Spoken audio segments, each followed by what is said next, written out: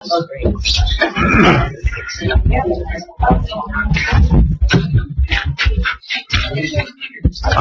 right, I'd like to call to order the March 1st, 2017 meeting of the Township Council of the Township of Lopatcong. I guess we will read the adequate notice of this meeting has been provided indicating the time and place of the meeting in accordance with Chapter 231 of the Public Laws of 1975 by advertising a notice in the Star Gazette in the Express Times and by posting a copy on the bulletin board in the municipal building. Have a moment of prayer.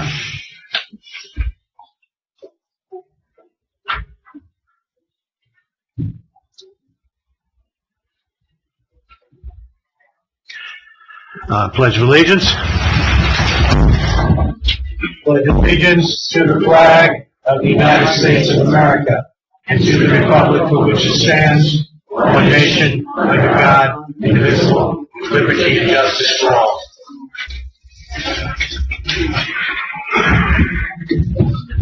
Okay, we'll take a Councilman Belcarra. Here. Councilman Leo. Here. Councilman Wright. Council President Pryor. Here. Mayor McKay. Here. I'll take a motion to come out of executive session. Motion. Take a second. Second. All in favor? Aye. Okay, yes. Council was in executive session for approximately 40 minutes.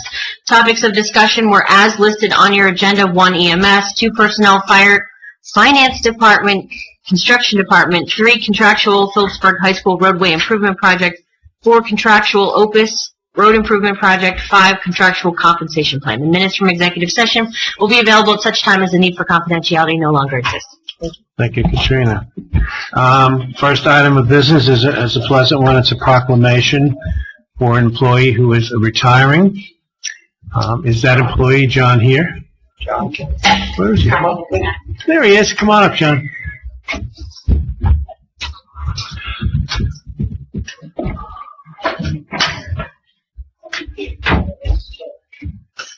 Fortunately, Lopat's been blessed with some very capable and dedicated employees. Unfortunately for us, some of those recently have decided to retire, and John's one of those.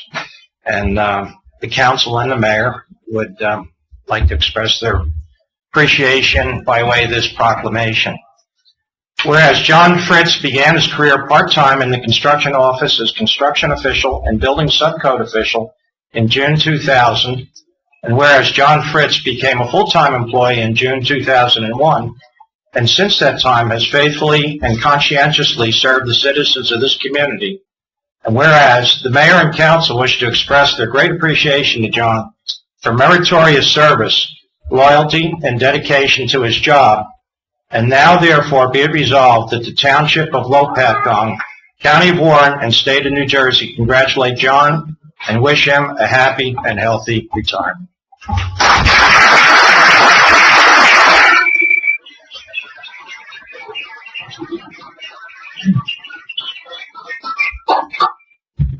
Thank you for your service, John. Thank you, John. We wish you good luck. We wish the new people that have taken over for me lots of success, a lot of cooperation with all the citizens. My job was to serve the public. My assistant served the public as best we could. I hope all those who have ran in between our department has appreciated what we've done for you. God bless. Thank you, John.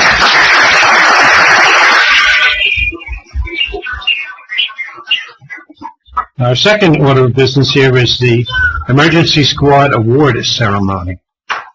Now, I don't know how you practice this, but if you would all come up that are participating in that.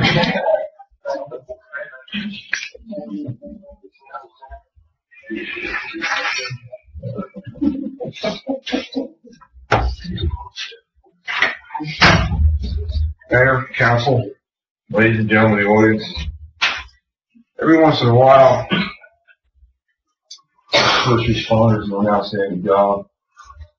And on this occasion, I'm very proud to represent standing here and being able to bring them forward, representing them for an outstanding job. I'm going to briefly read a scenario on the incident at hand. On May 28th, 024 hours of Lopatcong Police, Emergency Squad, and First Responders from the Fire Department were dispatched to township residents on a report of a 23-year-old female with shallow breathing. Police officers Travis Smith and Lieutenant Scott Fishy responded to the scene. After police personnel arrived on scene, it was learned that the patient went into cardiac arrest due to a heroin overdose. Cardiopulmonary resuscitation was started immediately by township police officers, who also administered Narcan. Upon BLS arrival, CPR was continued, but the patient had no pulse and was not breathing. Paramedics Chris Guido and Chris Capulio from Harvard Medical Center had arrived with advanced life-saving techniques. Spontaneous respirations and a pulse was restored. The patient was subsequently transported to St. Luke's Hospital in Bethlehem, PA.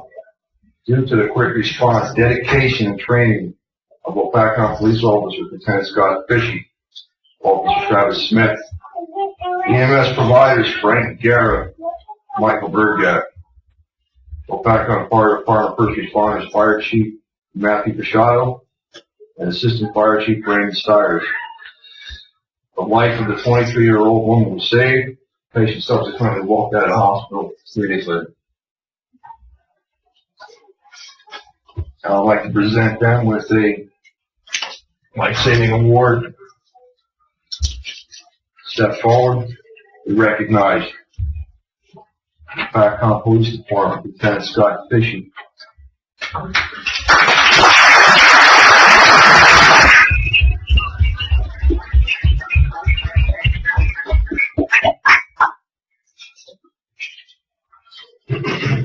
Police Officer Travis Smith.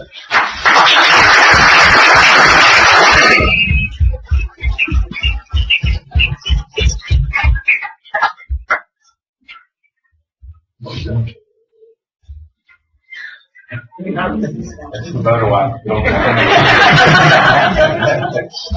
I got it.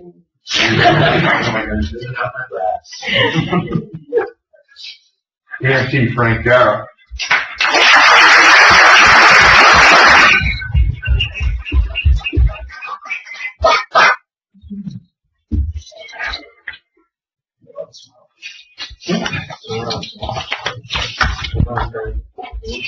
EMT Michael Bergat.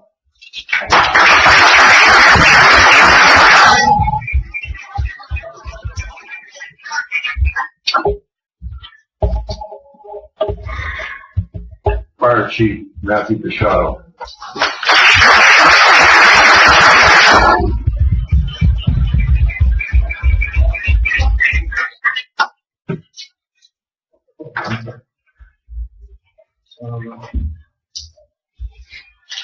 Assistant Fire Chief Brandon Stiers, who cannot be with us tonight. Paramedic Christopher Guido, EMS 4.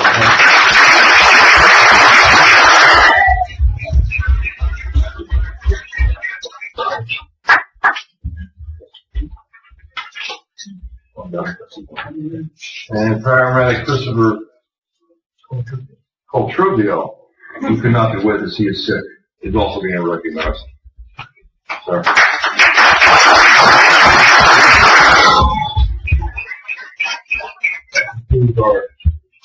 Ceremony. Thank you very much, and on behalf of the council and myself, we thank all of our first responders in general, but to you who have been recognized tonight in particular for this excellent piece of service. So again, thank you very much.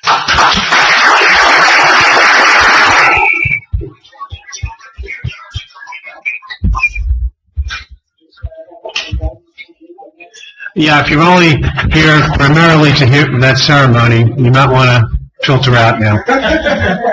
Nice job. We locked the door in 2 minutes.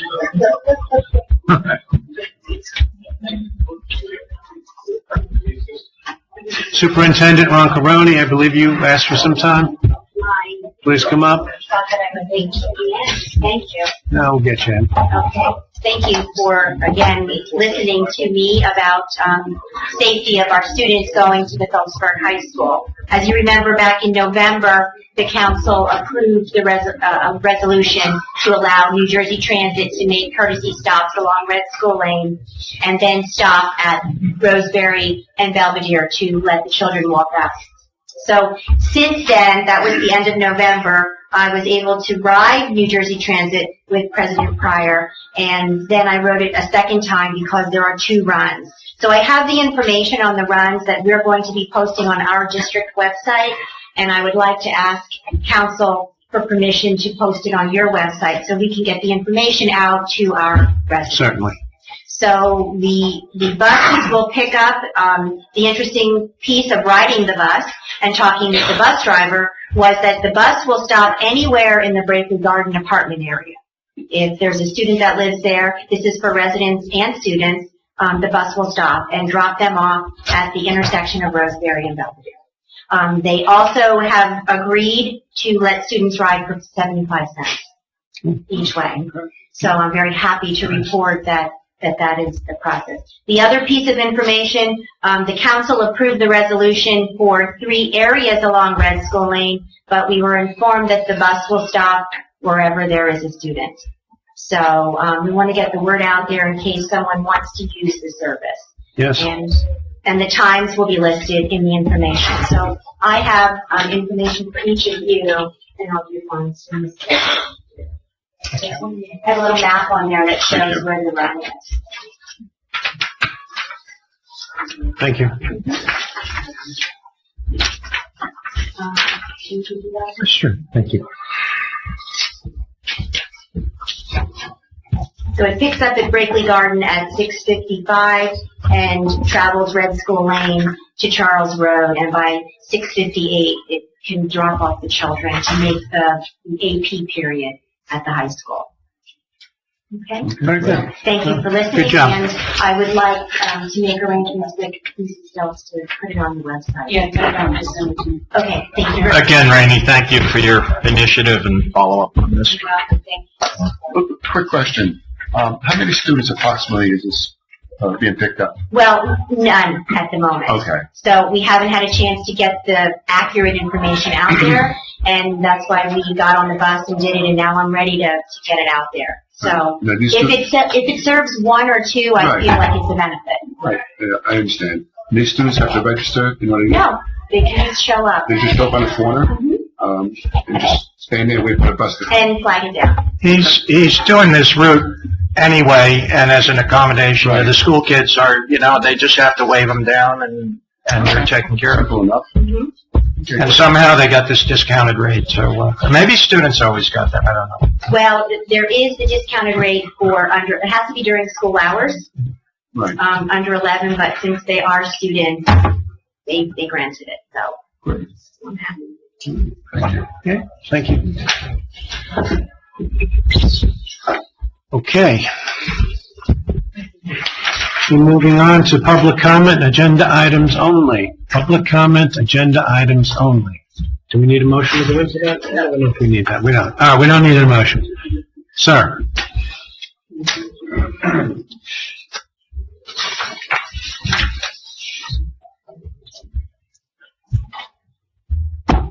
Eric Johnson, 361 Stonehenge Drive. I'm here more on behalf of Lopatcong Township Planning Board. As the chairman, I have some concerns with what is now number 10, which is the Opus DOT application. I hope, most of what I say hopefully will be repetitive, but the planning board approved the general development plan. I think it was back in September. It was towards the end of the year. Basically, the planning board was not happy with the traffic study that went along with this Opus general development plan, or lack thereof. The accuracy of the traffic study was questioned, particularly the existing traffic counts that they were using for their study.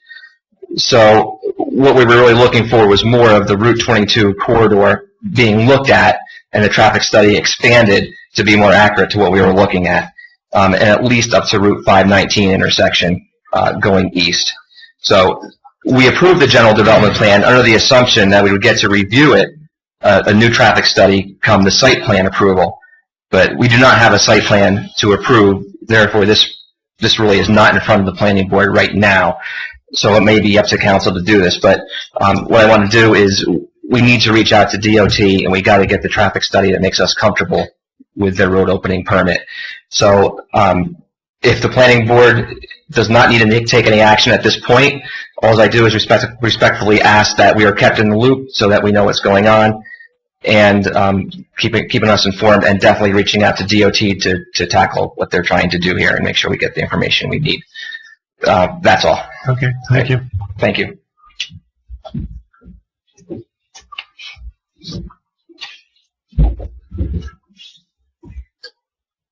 Anybody else?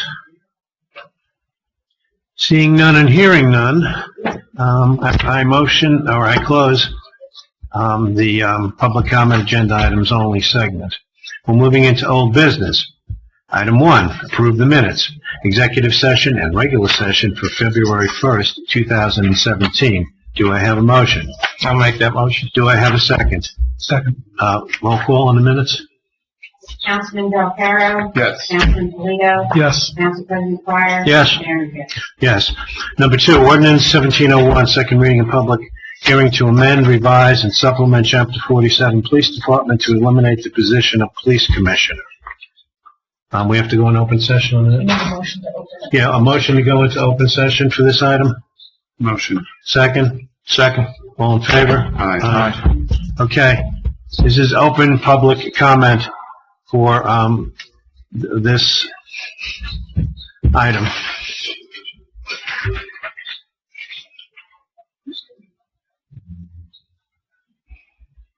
Okay. No public comments are noted. Motion to come out of open, close open session, public hearing. Motion. Second? Second. All in favor? Aye. Aye. Okay. Now we have to do what? Motion to adopt. Motion to adopt. I'll make that motion. Second it. This is a vote, I guess, roll call? Councilman Delcaro. Yes. Councilman Toledo. Yes. Council President Dwyer. Yes. Mayor Gibbs. No.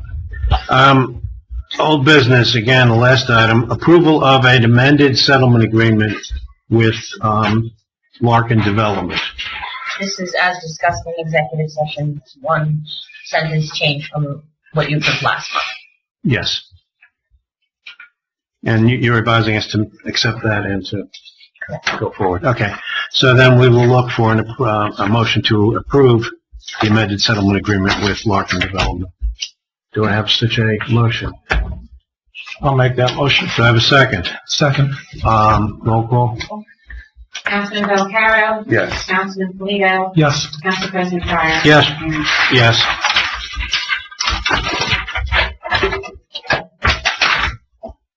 Okay, we move on into new business. Item 1 is New York Life Insurance Representative Michael Rao is here to address life insurance policy offer for the employees. Sir?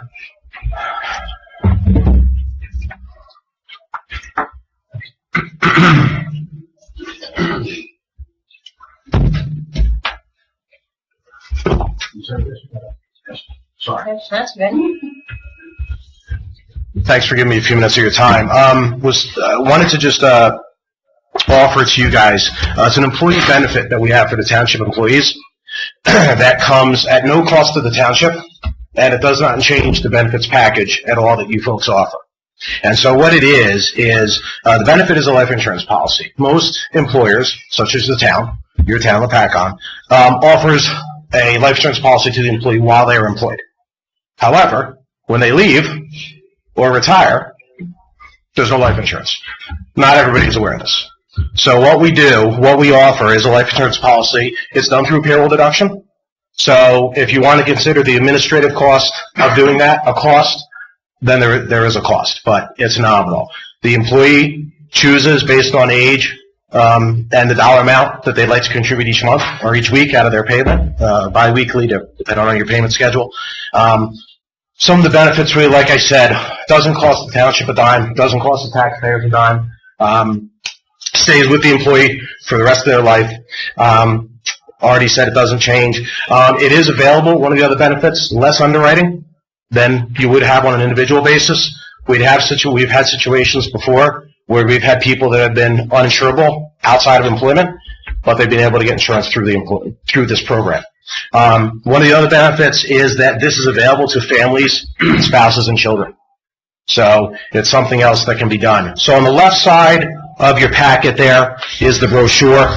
Just tells you about the basics of it. They can get up to $150,000 worth of coverage, and it goes on. There are some other benefits that go along with it.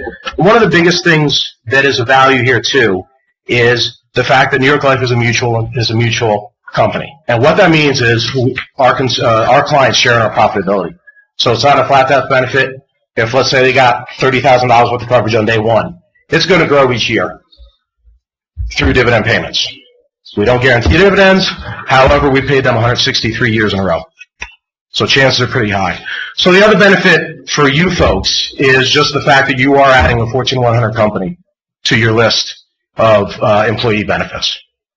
So that's really it. It's a short, sweet, simple thing that we're offering. The first step is really me here talking to you folks, and it's really for you to decide, hey, do we want to offer this to the employees?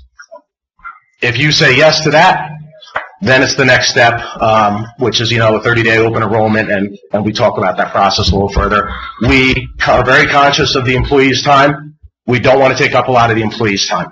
We want one meeting for about probably 15 minutes with all of them to briefly describe tell them what it is, tell them, hey, there's going to be a 30-day enrollment. I'm coming on date X or week X or whatever, and then 10 minutes with each employee individually to tell them, here's what it is, here's the benefits, are you interested? It's totally voluntary.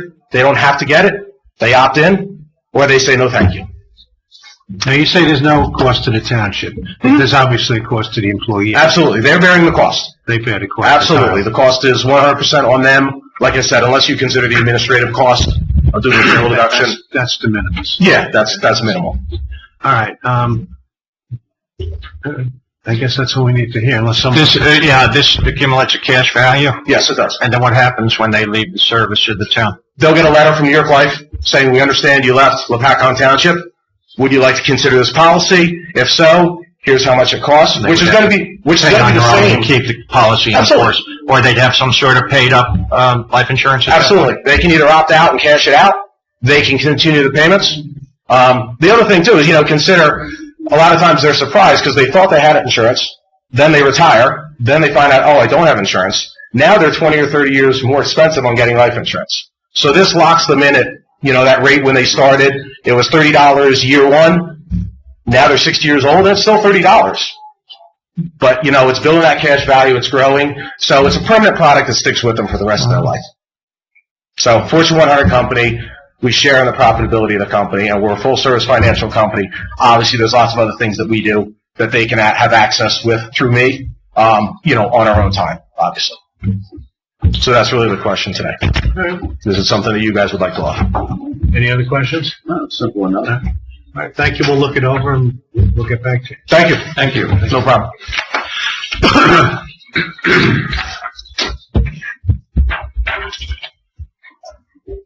You can go if you want. I know her.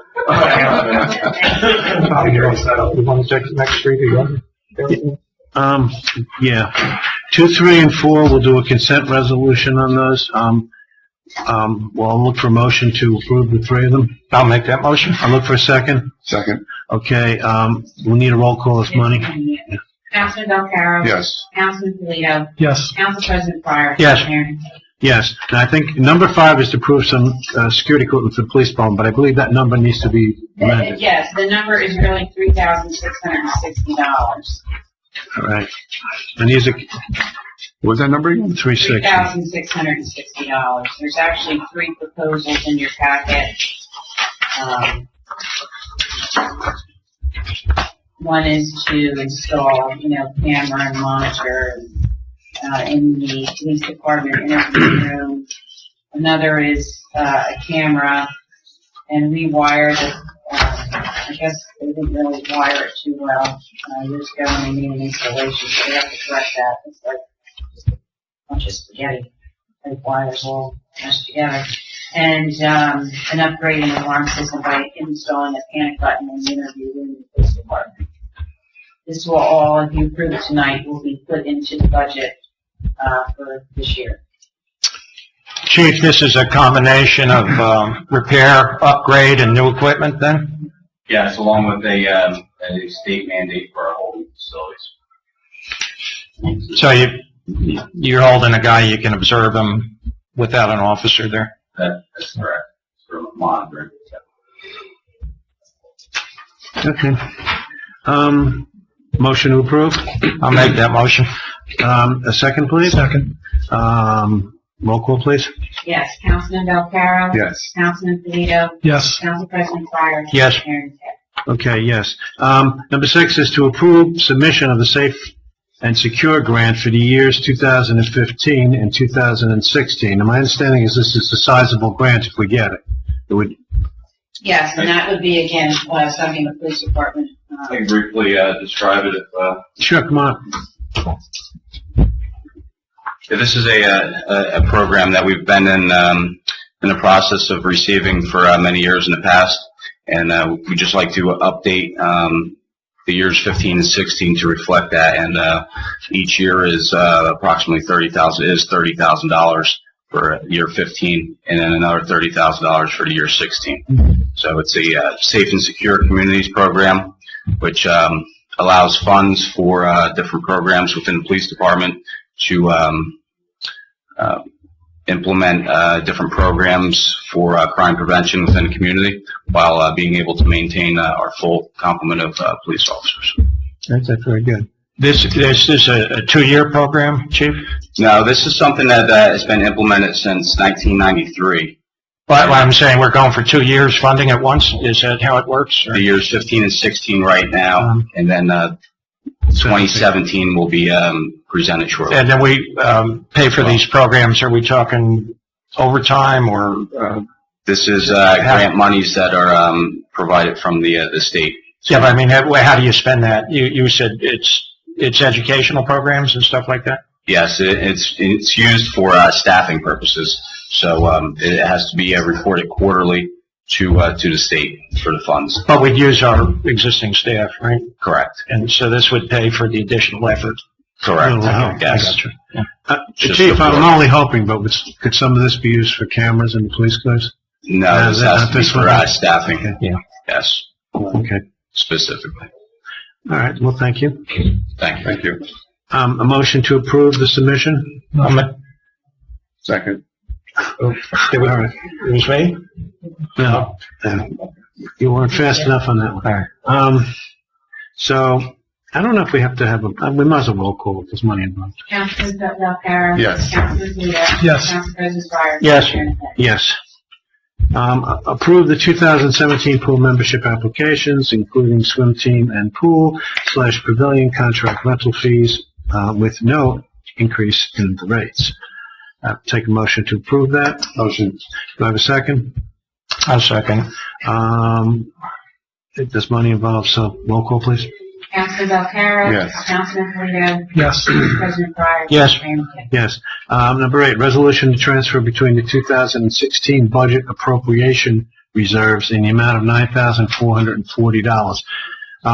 What this is that after the end of the year, we can move monies from one account where they weren't needed and then put them into other budgetary items where they are needed. We might have gone over, or think we're going to go over.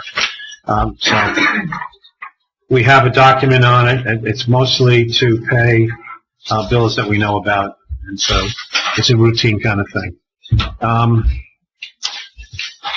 Take a motion to approve this budget appropriation reserve transfer. Second? Second. Roll call? Councilman Belcarro? Yes. Councilman Polito? Yes. Council President Fire? Yes. Mayor Ted. Yes. 9, discuss municipal park property problems regarding markings in the grass in and around the Rally Point. I don't know what the particulars are on this. Well, here, maybe I'll show you a picture. Katrina, you've seen this, right? Yes. Yep. That happens to be the cross-country course. And Brian, do you think you could come up and help us with this a bit? I guess they have been using the, our park. This is the high school teams? Yes. Okay. That appeared one day and was painted on. That's actually 4 months after it was put down. They ran it right past Rally Point, which is a problem. It was done without my knowledge, and I would guess without you saying it for the first time. I'm guessing without the knowledge of the folks up No here. one knows about this one? No, They nobody have knows. been doing it for years, cross country. I know, they run on the roads, they run They give us everywhere, a yeah. certificate of insurance. But I'm aware of this, and we're adding new things to the park.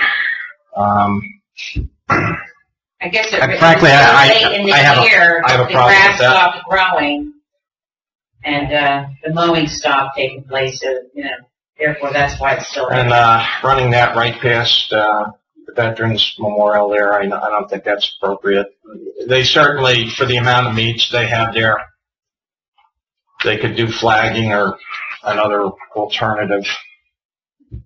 So you're saying you don't have a problem with them using the park, it's just that... Well, I don't even know that either. I mean, they have plenty of land there. They've done this with no discussion. I would think we ought to at least sit down and Yeah, I have an think so. agreement. Yeah, we should have an agreement.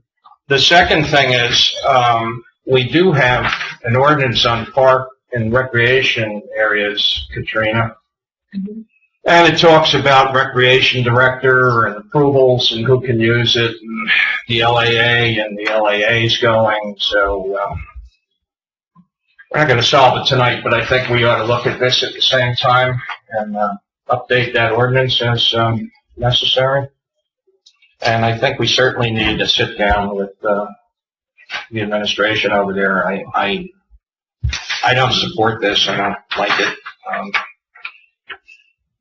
But you can see it runs all through the park, and we have to look at that for 6 months. And they really don't have that many dual meets anymore. They have these joint meets.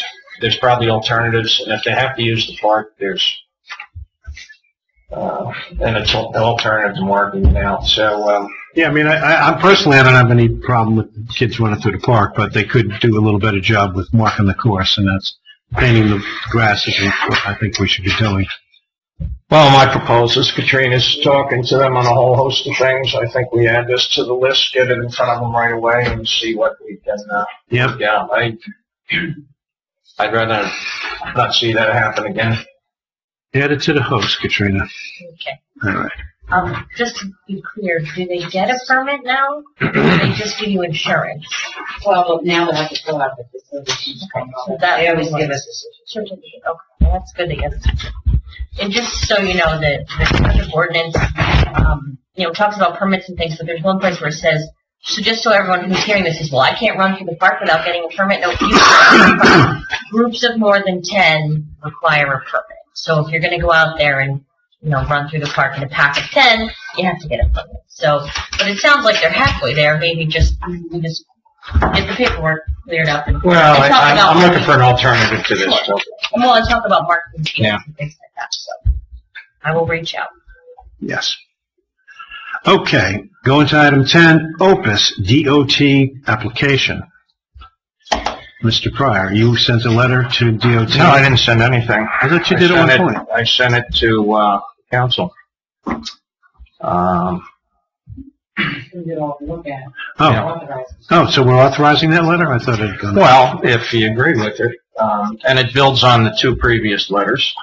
And, Yes. the second suggestion I have is I would really like to copy Senator Dougherty on here. I'd like to get a little bigger name on there to catch their attention. I thought that their first response was kind of wishy-washy. And, Katrina, did you have a chance to review my letter? I did, it was fine to send, if that's what council wants to do. So if you want to Yes, hold yes. off a day and read it and let Katrina... This has to do with the traffic study that actually Yeah. we just talked about, sir. And, yeah, we need to get the DOT on this issue. We need to make sure that if we can, that we can require them to study the traffic problem all the way to Route 78. If that plan opens, and I guess it will someday, bro, we're going to have a tremendous amount of truck traffic we don't have now, and, something has to be done about that. If I can clarify this maybe for the people sitting in the audience who haven't followed this from the beginning. This issue originated at the planning board, and there was a lot of discussion concerning the traffic impact on the corridor all the way from Bates up to that intersection right before 78. The applicant produced a preliminary study, which the planning board saw, which used this calculation, which concluded that he's actually reducing traffic on 22. And what he did is he took the maximum use of the site 50, 60 years ago, and he applied current traffic counts, patterns, and so on. And he said that's the existing use, and it's a use that never existed. So there wasn't much the planning board can do. It was the opinion of council, and I understood this, that it was direct access to a state highway. It was beyond planning board's jurisdiction, and it was to be determined by way of permit by DOT. So I told the council at that point, we drafted a letter citing all the reasons why this procedure made no sense. Opus responded. We sent a second letter to DOT responding to Opus. We got a letter back that said, your concerns will be considered, period. That was what we got back. So about a week ago, I guess, we got a package that is the actual permit for the light out there. And the material that accompanied it stuck to their argument that they were actually decreasing traffic. So this letter's brief. It references the previous letters. It gives a couple other reasons why it's deficient. The reg itself is simple and rather arcane. It takes a lot of interpretation in there to do what they're doing. And I actually invoked, a legal principle that says that if the strict application, and you speak up if I'm off base here. You're on this. The strict application of a reg produces a ridiculous result, then the reg should be disregarded. And that's the position that we took in this letter. So it's really up to the council to respond. We respond as a body. Previous letters were submitted to council for approval, and I'm submitting this letter to council for approval. Yes. It said that by Opus that the amount of traffic will reduce, but I think the character and the nature of the traffic will change considerably from what it was in the 1950s. I mean, you're going to have trucks instead of, it's going to be very, very difficult. So we hope we can get some traction here. Motion to approve? Motion. Second? Second. All in favor? Aye. Okay. Would it be possible for the planning board to get a copy of that letter and then it goes out? I think after it's sent, I'm not looking for No, when you send it, wordsmithing. Yeah, you're copied on there. Okay, great. And surrounding mayors and Senator Dougherty and the community gal from DOT and I don't know, probably a couple of others. Okay. We have an announcement that the Easter egg hunt will be held April 8th at 10 o'clock at the Municipal Park with a rain date of April 15th at 10 p.m. PM. AM. Should be AM, that's right. Bring your flashlight. Have a wild Easter. That would be fun. Yeah. Okay. All right, we'll move into council reports. Lou? I just have just a couple of things that Brian, the DPW, they're going around cutting all the dead wood. And the trees up. And the trees, Deadwood trees. everything cleaning up, doing a great job on that. And also, Brian wanted to mention that, starting April 15th, correct? The yard will be open for spring cleanup. Anybody want to bring all their shrubs? 8 to 12. From 8 to 12. Every Saturday, 8 to Tree 12. branches, actually, it's not shrubs. Tree branches. Okay, You know what I mean? It has to go through a chipper. okay. And it'll be open starting that day and it goes right through from that point on every Saturday. 8 to 12. What about, grass clippings? You can't take that. Doesn't go to the same place to turn it into mulch. Right, All right, so there's no place for us to do that. We don't accept grass. We okay, ask you to mulch them under yourself. okay. That'll be it. Okay, thank you, Lou. Jim? Board of Ed, the Lopatcong PTA is having their Day of the Arts this Saturday at the middle school starting at 10 o'clock. And this past Monday and yesterday, there were anti-bullying assemblies at both the middle school and the elementary school. And also there was one this past Monday for parents. And EDAC, still looking for members, going to be attending the county EDAC meeting on Monday, March 13th. Hopefully I'll meet with some people there, get some ideas of what we can do here in town. That's it. Thank you, Jim. Is that, Mr. Pryor? Yeah, I have three things. The LAA, their football clinic with the Philadelphia Soul is scheduled for April 9th at the park. The Philadelphia Soul, which I'm really not familiar with, it's Philadelphia's arena football team. Pro players, but, you know, cut below the NFL, but still a lot to offer the kids. They're having a baseball clinic at May 7th at the park, and that'll feature several pro players. I don't know who they are yet. Their annual golf outing is scheduled for June 8th at Architects. That's one of the big fundraisers. Brian, maybe you can help me with this. Their contract calls for them to be responsible for lining all fields at the park. And I understand you helped them out quite a bit with that last year. Well, for the years past. The contract wasn't done. They weren't organized. They're prepared to take full charge of that this year. They have full charge of it after we maintain it for the first time. And the contract needs to be finalized. I guess there's tweaks they came back with, and I really would like to get that signed next meeting, whatever we have to do. I will reach out to them. I'm waiting for them, and I will reach out. All right. The Rutgers Cooperative Extension / William Penn Water Resources Program, I'm just going to shorten that into the Rain Garden because that's what it's become. I had one conversation with Chris, one with one of his assistants. I told him what we were interested in. He said, well, I'm really looking for one demo project in each town. I said, I thought that's what I gave you. And he says, well, I'm really talking about one rain garden per town. He said that's what his budget could do right away. It's more budget down the road. He said, somebody came out here and looked. They said the municipal building is not feasible. They're not interested in doing cisterns the first time around. It's rain gardens they're talking about.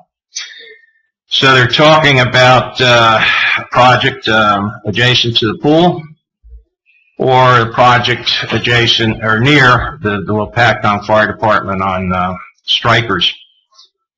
I said our preference would probably be the park and the pool rather than the fire department. That's in round numbers. It's 480, 500 square feet. It's probably a $2,500 project. The Strikers might be the same if they did. There's 2 gardens proposed out there. If they do one, it'd be about the same price. If they do 2, it'd be double that.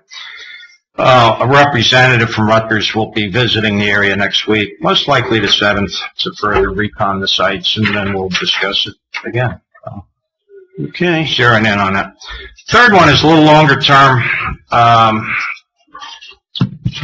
was talking to the mayor of Harmony, and they recently joined the Government Energy Aggregation Program. Yes. And when you sign up for this, you have the ability to aggregate energy usage in your town in order to bid and obtain the best bulk rate from a third-party energy supplier. It's a lot of words strung together, but you've all been getting these phone calls from people that say, sign up with us and we'll reduce the power side of your electric bill. Have anybody got those calls? Somebody's smiling, a couple, right? What this does is, at the town level, it goes out and they do an RFP and they invite all of those third-party suppliers who are licensed and registered with the New Jersey BPU to bid on your town. And you get a supplier and a rate. And that is offered to all your residents and businesses. And it's offered on an opt-out basis. What that means is if you do nothing, you're signed up. If you don't want to do it, you opt out. And that's just the way the program runs.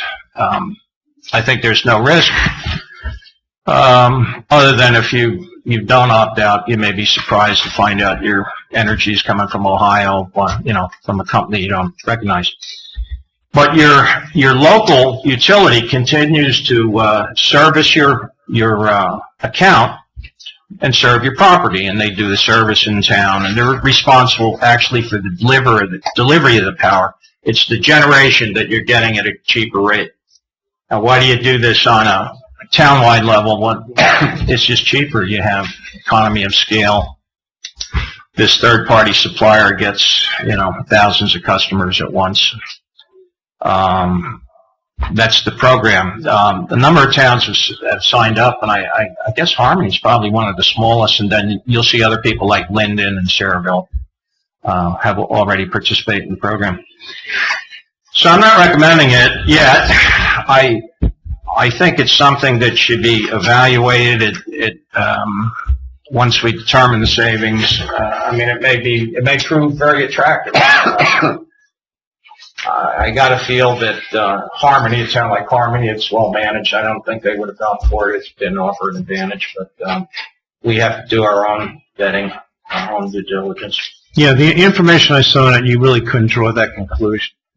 You weren't sure exactly what the savings would be. But it's somewhat like it's out there. We don't know until they go out. It's not like half. What the savings are. So they go out to bid with how many people they have, they figure out. So it's all out. The one important thing to note, as Council President Pryor said, is an opt-out program. If you missed the first postcard and didn't opt out, and you get your bill and it's lower and you don't want it to be lower, or you don't like where it's coming from or whatever, you can opt out at any time. So there's really no risk that I wanted to stay with JCP&L for both sides. You can go back. So that's, I think, when Harmony did it, that was one of the things that made their government feel better, was that if someone got missed, someone didn't get the phone call, someone didn't get the flyer, didn't come to the meeting, and they found out about it later, they can always get back out. Anyone who has solar isn't part of this program. If you've already used another provider, I don't know if you're part of this. It may just be for those who have JCP&L from both sides. And how these are contracts of 20 months or something? I think it's 20 months. I actually, Harmony gave me their contract, and I think it's in the neighborhood of 2 years. If it's 20 months, it wouldn't surprise me. It's in that neighborhood. It was odd. It was in 2 years. To get it up and running, it took several months to get. And what did they do? Did they bring in somebody to talk to them? They had a public portion, and they had someone come in and speak to the residents, and then I think they had a postcard that went out to everyone so people could call and ask the questions. It's my understanding they are up and running, and they are getting their new provider. I moved out of town. Yeah, the contract is dated December or something like that. It's just last year. Yeah, they just started. So I don't know if there's interest in learning more. No, I think I personally have interest in exploring it further. I think it came to me through other means, but I think we should look into it. Well, there's folks you can reach out to, and there's information you get. To be honest with you, I pretty much have a full plate. I was wondering if maybe Jim Polito, you're a little late on some of these assignments. Would you be interested in? We can all still work with you, but if you could take point on this, that would be great. Great. Okay.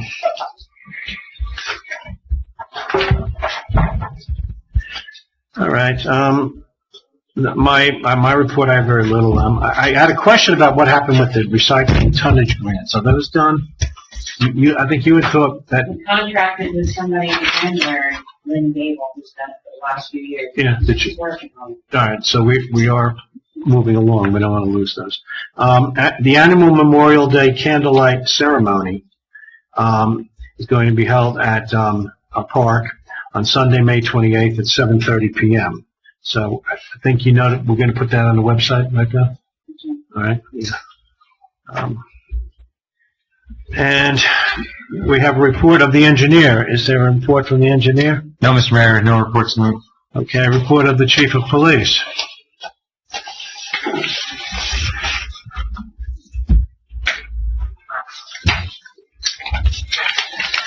All right. My police summary report for the month of February 2017 as follows.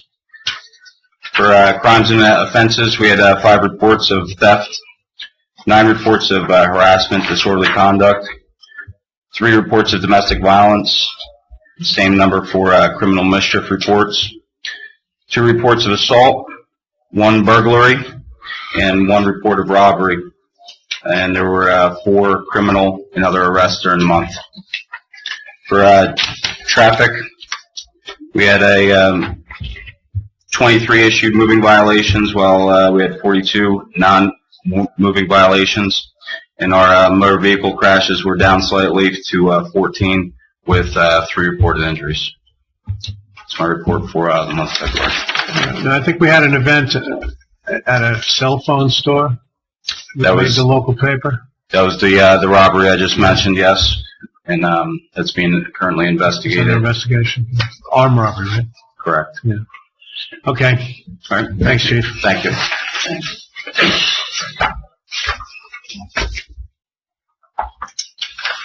Any department reports? Payment of bills. You want to approve department reports? Yeah, we should do that. Motion to approve department reports. A motion for one? Second? I'll second it. Okay, all in favor? Aye. Okay, now we move to the payment of bills. And this month, our bills aggregate.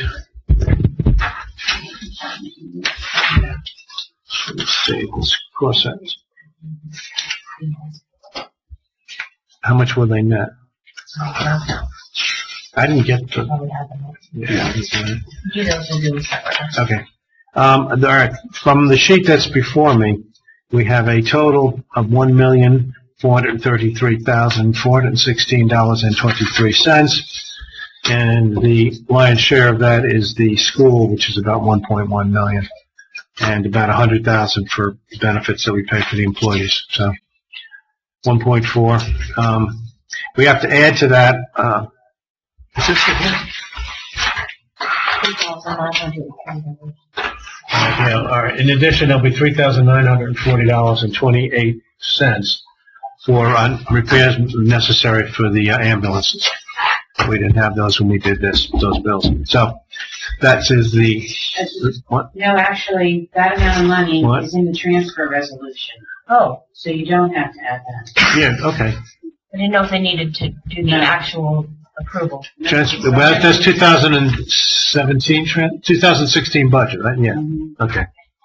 Well, I don't think we have to do it. 2016 budget, yes. Yeah, okay.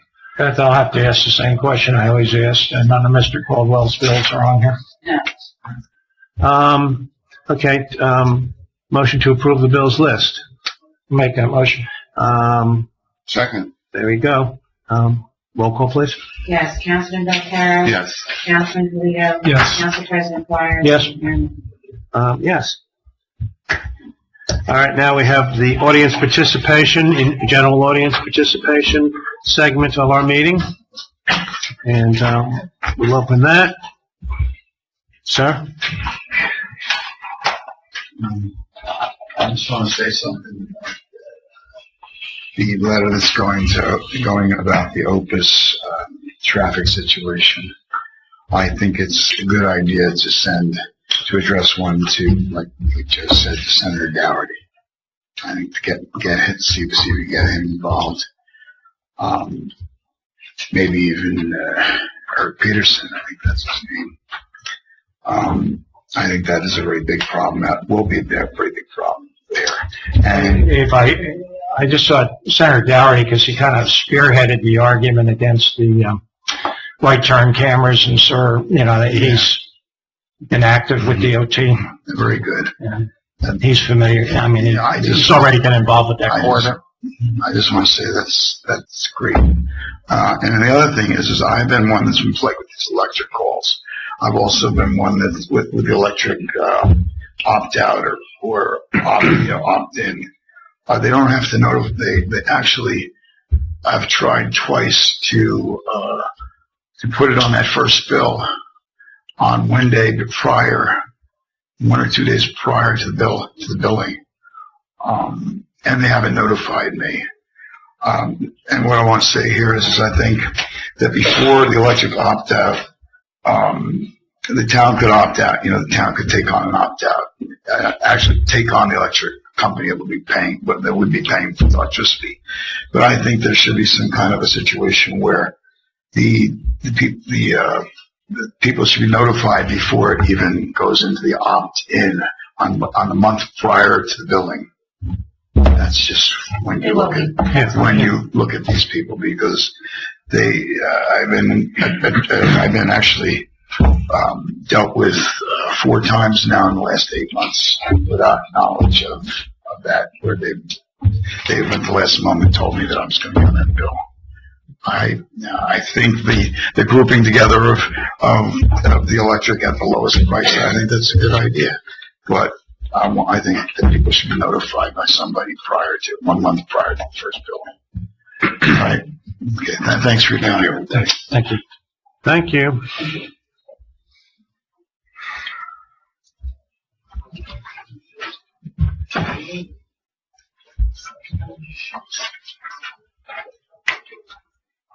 Eric Johnson. I wanted to make a comment also. The alternative energy choices that we're talking about, I had a little experience with this, and we need to know, at least in the time period that I was dealing with it, which is 6 or 7 years ago, it is not a no-risk situation. So what has happened to me is I have solar panels, and I also have an energy provider. My solar panels can't provide me the energy 100% of the time. You know, at night, there's no sun. So the batteries that go along with these systems to store the energy are very expensive. So typically the homeowner does not have a battery to store their power. So in the summer, you make a lot more solar energy and you sell it back to the utility company. In this case, you bank the energy. So if I make twice as much energy as I need in the summer, half of that energy goes back to the utility company. Then the next month, I have that waiting for me to use. It banks it more or less. Well, these third-party suppliers do not bank it for you. It disappears. So what happened to me is everything I was banking was disappearing. I wasn't getting credit for it. When I called the third-party supplier, they told me it was JCP&L's fault. When I called JCP&L, they told me it was the third-party supplier's fault. So I got nowhere. I took a hit on it, and I ran away from them as quick as I can and went back to JCP&L. So do be aware that at least with solar systems, as we have one on this building, there is a tremendous risk, and they are going to tell you that they handle it appropriately, which they told me, but they may not be. So just beware as you're looking into that everybody's made aware, because I'm definitely going to be opting out for sure, and the township might want to opt out as well, just from the risk of the solar panels. Thank you.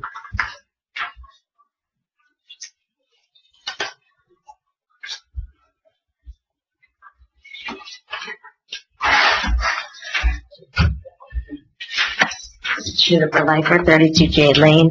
Just wanted to remind you all that we do have the stormwater workshop with Dr. Chris Abrupta at the Phillipsburg Library. Our registration opens at 5:30. I believe that the actual workshop goes from 6 to 8 on Monday. I have opted to pay for anyone within my work area who wants to attend the workshop, so feel free to extend that invitation to anybody who might benefit from learning about stormwater regulations and how to meet the obligations of the law. Also, great opportunity to meet Chris. a lot of opportunities right now. So that's something that, Chris operates outside of the DRWI. He complements some of the work that we do, the DRWI being the Delaware River Watershed Initiative. But just so that you guys are all aware, we are in a really intense planning process right now, all of my colleagues and I, and what we're planning is how to spend the next big chunk of money. In the Lopatcong Creek watershed, the first several years of our work here has been in planning and in coming up with a watershed protection and management plan, which Chris is actually creating. So the next step is going to be to get all of these organizations together and find ways to get them to spend some money in this community. So Chris Abrupta is the tip of the iceberg. I'd really like to bring some more opportunities to the community. I have much bigger organizations with much bigger pots of money who are ready to help us out. And we can work with the township, we can work outside the township. But I, of course, always like to extend olive branches and see what we can all do together. So at some point, we probably should sit down. I work with Trout Unlimited. They're interested in making investments in the community. North Jersey RC&D. Paul has actually already given some ideas of stream corridors that could use repair by these guys. So like I said, it's a big investment. It's not something that I think you should pass up. And I think at some point, if we can build our relationship with Rutgers, and I can help with that, that could be the beginning of a lot of big opportunities, and you'll see them play out elsewhere. And if you'd like to participate, I'd love to help you make it happen. So thank you. Thank you, Jennifer.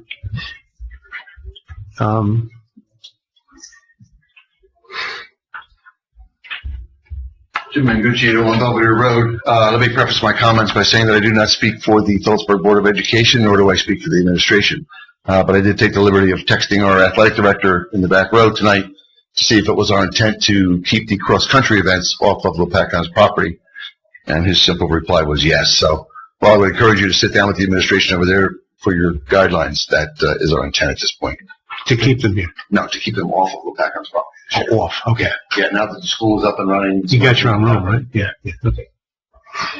Thank you. Well, thank you everyone for coming. And I will take a motion to adjourn. Motion. Second? All in favor? Aye. Aye.